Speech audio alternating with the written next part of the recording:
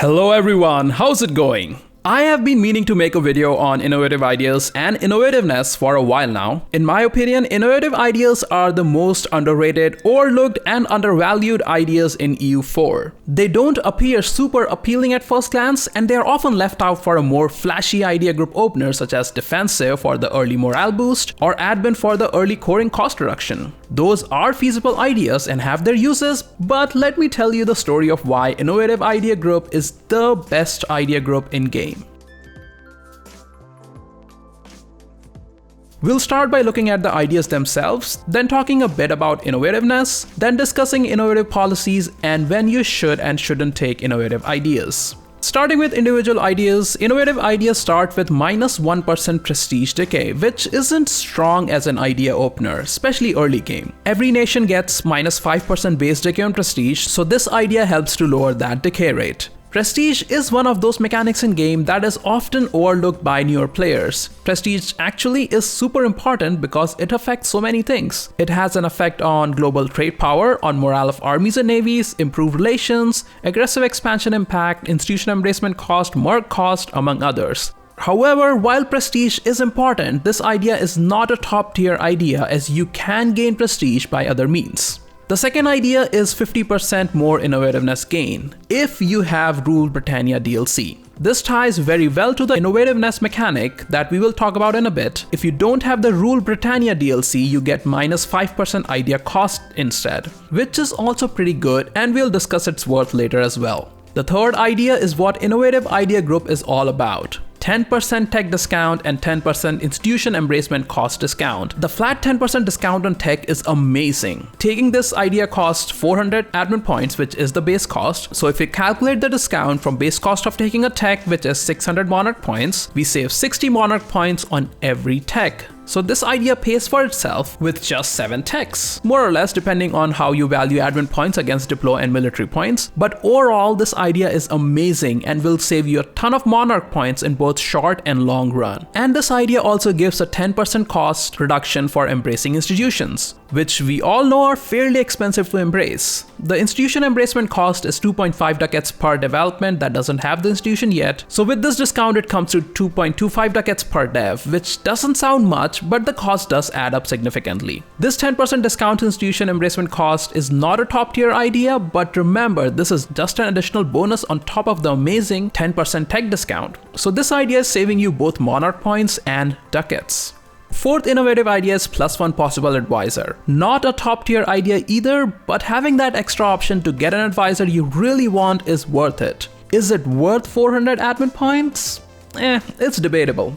+25% institution spread is good. Institutions can seriously hold you back on tech and cost you a fortune when embracing. Faster institution spread can help save both monarch points and ducats depending on your circumstances. -0.05 war exhaustion is again a top tier idea. War exhaustion is often the reason why you might want to wait between wars. Any prolonged wars will cause significant war exhaustion and set you back a few years, where you either wait for war exhaustion to tick down or you buy it down using diplo points. So -0.05 war exhaustion doesn't sound like much, but trust me, it is very worth it. War exhaustion increases unrest, it increases core creation cost, it decreases siegeability, and it decreases goods produced modifier. So having a one-time cost of 400 admin for war exhaustion reduction is going to save you monarch points, ducats, and manpower for the rest of your game. +1 leader without upkeep is often overlooked. It's a need modifier. It lets you have an extra effective army around.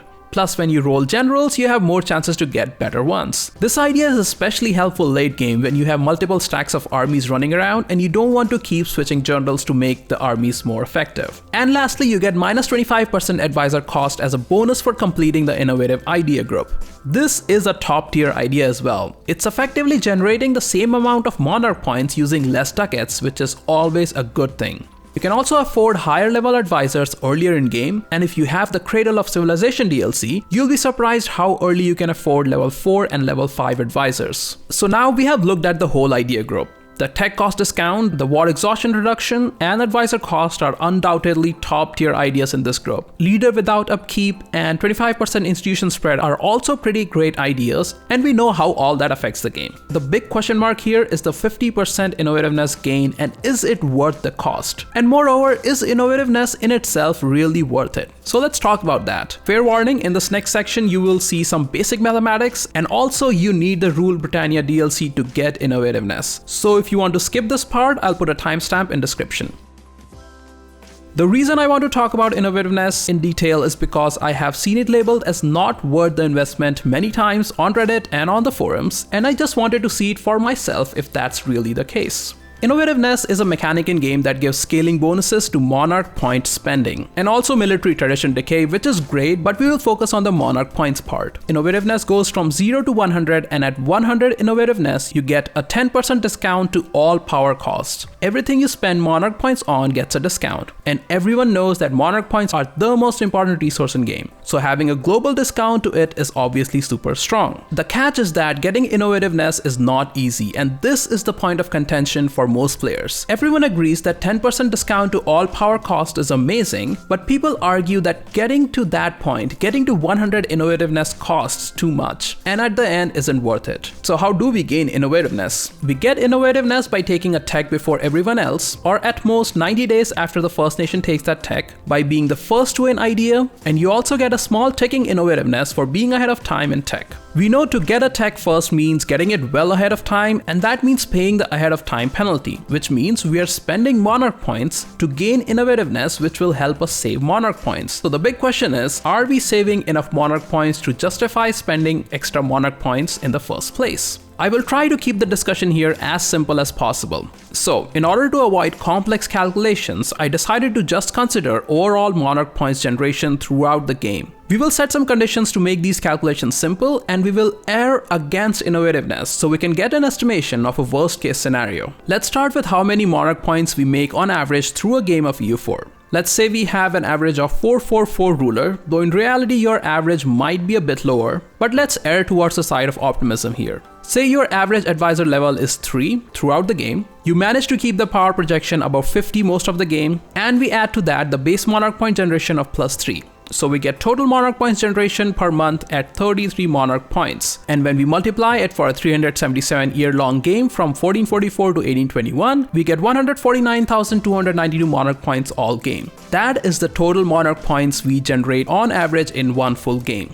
Now, if we take the average innovativeness through the game to be, say, 60 innovativeness, which is again being conservative because on average you should get closer to 75, I think. But conservatively, let's assume 60. So that gives us 6% monarch points discount on everything we spend monarch points on. 6% of the total monarch points we generated all game comes out to 8,958 monarch points. That's how many monarch points we have saved if we are going for innovativeness gains. Let's keep that number on the side and we'll use it again. So now let's see how many monarch points we actually had to spend to get to 100 innovativeness. First of all, we get innovativeness from getting to an idea first. If you open with innovative ideas, you will get all innovative bonuses from it because AI never opens with innovative ideas. So you get +7 innovativeness from embracing the ideas and extra 2.5 from the +50% innovativeness gain, giving a total of 9.5 innovativeness just from completing the innovative idea group. We get some ticking innovativeness from being ahead in tech. This is 0.005 per month, which is not insignificant as it does add up over time, but for the sake of keeping this calculation simple, let's just completely ignore this part. We also get innovativeness from pulse events. There are 15 events where you get extra innovativeness for ducats, prestige, local unrest, and so on. It's very hard to calculate how much innovativeness you might get from these bi-yearly pulse events, but conservatively, I think we can assume a gain of 0.5 innovativeness per year, which is a lot of innovativeness over time. But again, for the sake of keeping the calculation simple, let's ignore this part as well. And finally, we gain innovativeness by taking a tech before anyone else. To gain innovativeness, we need to tech up ahead of time, which means paying ahead of time penalty, which is an extra 10% cost per year. How much ahead of time you need to get a tech to get the innovativeness bonus also varies wildly in game. Earlier in game, you can get the innovativeness bonus from tech, but you might fall behind because of institutions. Mid to late game, sometimes a one-province minor in Germany will take a tech 8 or 9 years ahead of time, which makes it impossible for you to get any innovativeness if you are not playing in Europe. The exact cost is hard to calculate, so instead, let's see how many techs do you need to take ahead of time to get the full innovativeness bonus. We are already getting 9.5 innovativeness from the innovative idea group. Let's round it to 10 for simplicity. So we need 90 more innovativeness to get to the max 100. We can get 2 innovativeness per tech, which becomes 3 since we are getting the plus 50% innovativeness bonus. So we need 30 techs ahead of time to get to 90 innovativeness, which comes out to 10 techs ahead of time per category. Let's be conservative here and say we will need to take each of those 30 techs ahead of time for 30% extra cost. The base cost for each tech is 600 monarch points, so spending 30% extra for 30 techs will be 23,400 monarch points. And if we calculate the regular tech cost, if we are not going for innovativeness bonus, the base cost is 600, which can then be modified by a multitude of mechanics and temporary or permanent modifiers. You might get events or ruler traits or religion buffs or neighbor bonus and whatnot. So let's be super optimistic and say you get 10% tech discount all the time. That would mean you're spending 540 monarch points per tech, which comes out to 16,200 monarch points for the 30 combined admin, diplo, and military technologies. So we are paying an extra 7,200 monarch points to get to 100 innovativeness. And earlier we learned that we save 8,958 monarch points over the course of a game from innovativeness. In this example, innovativeness has saved us 1,242 monarch points. Keeping in mind that in this example, we envisioned conditions that did not favor innovativeness at all. For example, you probably won't see a 10% tech discount on average. We completely ignore the innovativeness gains from monthly ticks, from events, and from other idea groups, because there is a good chance you will take at least another idea group that no one has taken yet, which means you need to spend even less points taking tech ahead of time and thus saving even more monarch points. Also, we did not account for the tech discounts we would already get while we are building innovativeness, so you might not always pay 30% tech cost penalty. The whole point of this calculation was that even with the odds stacked against it, and worst case RNG possible, innovativeness will always save you monarch points. It is a neat game mechanic that is poorly understood. So to conclude, the 50% innovativeness gained from innovative ideas is worth spending 400 admin points on. On a side note, you can get an extra 50% innovativeness gain by converting to Anglican religion. Anglican religion in game isn't super strong though, and by the time you convert to Anglican, you're already halfway to full innovativeness bonuses. So in my opinion, it's not worth converting to Anglican just for the innovativeness bonus. Coming back to innovative ideas, if you are still not convinced of their usefulness, innovative ideas look even better when you consider their policies.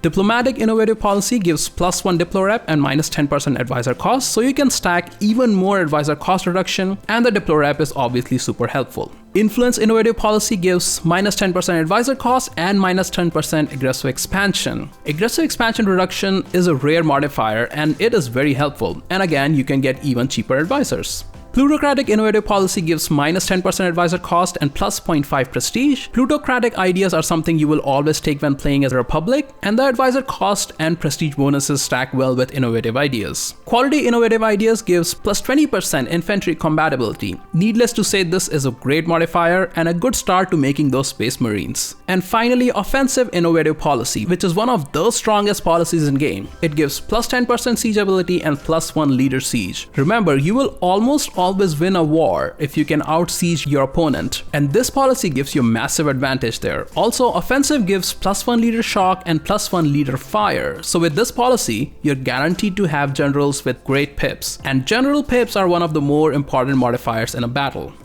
All that said, clearly innovative ideas give you a ton of advantages, but does it mean that you should take them every game? Well, not really. First thing you need to remember is that innovative ideas should be the first idea group you take, or second in some circumstances. If you cannot take the idea group as the first 2 ideas, then they are not worth taking at all. For example, if you're playing a weak nation surrounded by big adversaries, opening with innovative ideas is not ideal. Sometimes you need that extra morale boost with a defensive opener, or you need to secure vassals or diplo relations with influence or diplo idea group, or you want to go explore early and take exploration ideas. So opening with innovative is not always possible, but my suggestion is that you should always open with innovative when possible. Playing as any major nation, you can easily afford to take innovative ideas and set yourself up for a great run.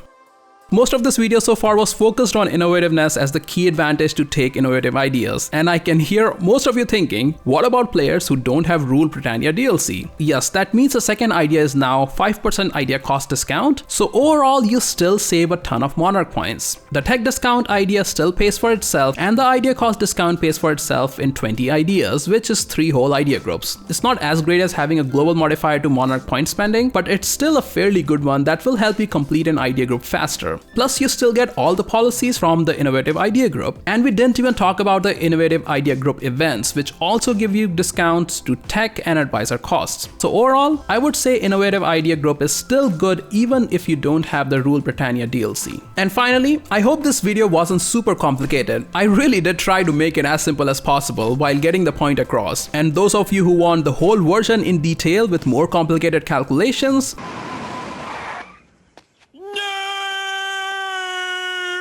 check out the link in description. One of my Discord admins, Lazy Boy, wrote a whole paper on innovative ideas. He has a problem. But the calculations there are good, and they will give you a better idea of why innovativeness is a good thing. I'm sure most of you have more questions, so feel free to ask them in comments below. I'll answer them to the best of my knowledge. You were watching a Radiator's Guide. Thank you for your time, and I'll see you all in the next one.